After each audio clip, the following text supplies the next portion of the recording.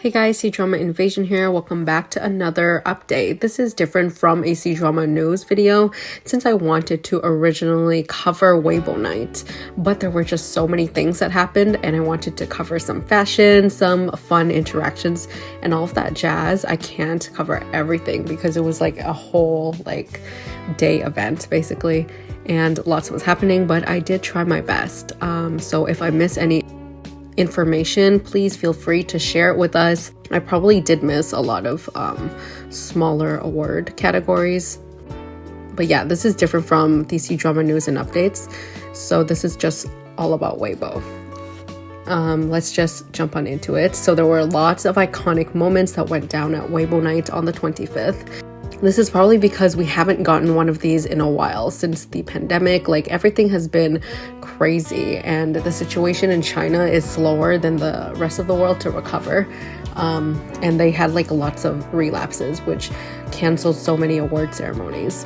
And because of scheduling problems, yeah, a lot of the times in the past few years we didn't get any.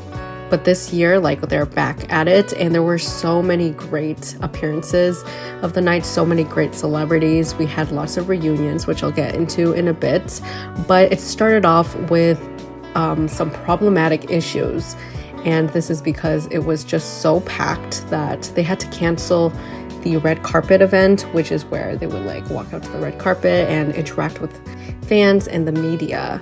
And there was a bit where they still did some poses once they went into the venue, but it wasn't as long as it usually was. And this was because, like I said, fans were just flooding the venues. It was just so unsafe for celebrities and everyone to move around because there was seriously no space, no rooms for cars or anyone to move outside or inside, which is definitely a safety hazard. And they got so fed up with the fans at one point that they even canceled the live stream for a little bit. It was pretty wild and pretty messy, but with that celebrity lineup, I'm not that surprised. Okay, let's just start with some outfits. I didn't cover everybody. Here are just standout looks for me. First one is Xiao. He had a nude lace long suit, which looks good on him. It's a three-piece, but the outside is a trench coat style, and I really like it. Usually menswear is whatever in these types of red carpets. Unfortunately, they just kind of stick to the classics, which looks good, but I do like that he has some interesting textures in here. I thought that this was the most interesting of his two looks. Then in menswear, I also have Dylan Wang, who wore a similar outfit, but it was just structured like a normal suit that we see, but it looks like he's just stepped out of a fairy tale with this color scheme and the patterns on the suit. He looks really, really good. Then last but not least, for the men's category of fashion, I thought Gong Jun's blinged up dress shirt really suits him. He pretty much wore various versions of this. I think he had 2 or 3 outfit changes, but this one I thought was the best. Now moving on to the female fashion category, a standout look that was surprising for me was Tian Xiwei. She wore this lacy princess style high-low purple dress that really suits her. She's just very cute and the princess style just suits her. I love the color as well. Yangju stuck to classics but also pinks and neutrals. So she was in this light pink dress with a big dazzling piece to cinch in her waist, and it fits her well. I feel like this is different from her past styles. They're definitely going for a more mature look, which is good. The past ones were more princessy, big underskirt and stuff. In the second outfit, she did continue that pink trend. I really like the textures on her skirt. It's really pretty, but she kind of underdressed it, making it look a little bit more casual with that white button-up. These looks are definitely more toned down than her previous red carpets. Let me know your thoughts on them. Speaking of pinks, of course, Dilraba wore pinks and red in this very trendy Barbie core vibes. Her stylist always goes big, which I love and appreciate. One year she did this gorgeous like short haircut, and like she always does the most, and I really like that. They also never skip out on accessories and jewelry, which I love. So she wore like this little headpiece with a gem like dangling on her forehead. And I'm happy that it wasn't crazy bedazzled, so it didn't take away from the whole look. And instead, it just added an interesting element to it. Honestly, the dress speaks for itself. And I was kind of sad that this year we didn't get like a lot of these more unique design dresses. Instead, we got more mature and sexy looks, which is great too. Speaking of that, we'll segue to Esther Yu's look. She looked great in this sexy black dress with a dazzling neck detail. She was in this for most of the night, but my favorite has to be the last one that she uploaded like right after the ceremony was done. It was her third outfit, and it's this gorgeous gold like glittery plunge neckline, and her back was like bare too. It looks so good, but I understand that it would be uncomfortable to wear most of the night, so that's probably why she didn't really wear it for most of the ceremony. I noticed that these days, like, she likes her playful cute side, but when it comes to fashion, she never shies away and even wants to emphasize her mature side. Yang Mi's outfits were really nice. I thought the red one was gorgeous. She was in this for most of the first half of the ceremony. The red outfit probably suits her the best. The black one is nice too, but I feel like we've seen similar silhouettes and similar dresses from her, so I wasn't really like surprised or anything. Landi was in a bridal style dress with pink flower appliques, and this would have been boring if it wasn't for the darker pink tones of the flower petals. I feel like it makes it stand out and looks really good on her. And as always, Crystal Liu Yifei is a showstopper with her elegance. It seems like her favorite color is blue or something, because I always see her in similar tone dresses. This one is an aqua tone dress that she wore into the photo shoot. And the event, she was in this one for most of the night, and it looks so pretty, especially that sweetheart neckline and the ball gown with the flowers.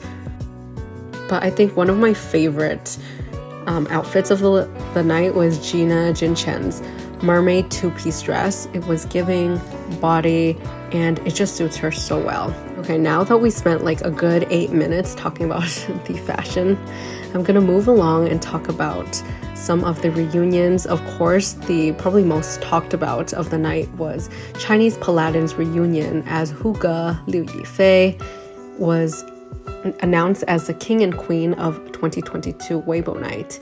Here is what he said in his speech. Huge thanks his wife and daughter for making him the happiest person and for everybody's support. He also thanked his co-star Liu Yifei. As everybody knows, she was in Chinese Paladin with him, and they were all a group of young people that made a 10-year promise that they would all be the happiest people.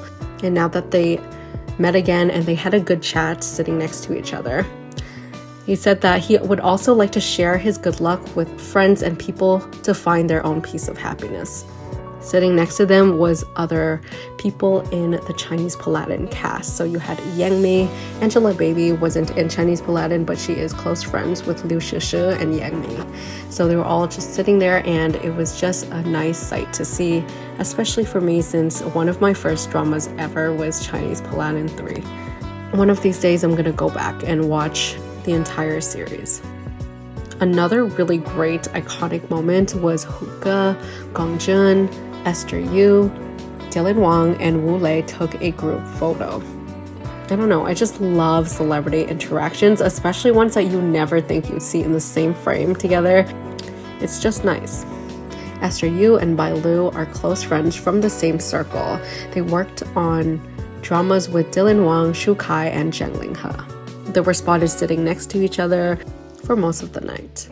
And as for the winners, we got Love Between Fairy and Devil, which won the drama of the year in 2022. The main leads Esther Yu and Wu Lei, as well as Gong Jun, won Weibo Night 2022 Actors with the Most Traffic Award.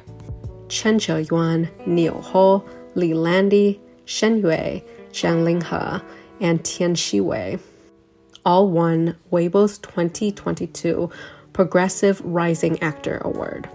I am a little bit surprised that Landi made it because we're mostly looking at dramas last year and they kind of grouped her in even though The Starry Love aired like early 2023. But I'm so happy for her though. For the Quality Actor of the Year, Weibo presented Xiao, Yifei, and Zhang Linghe as their winners.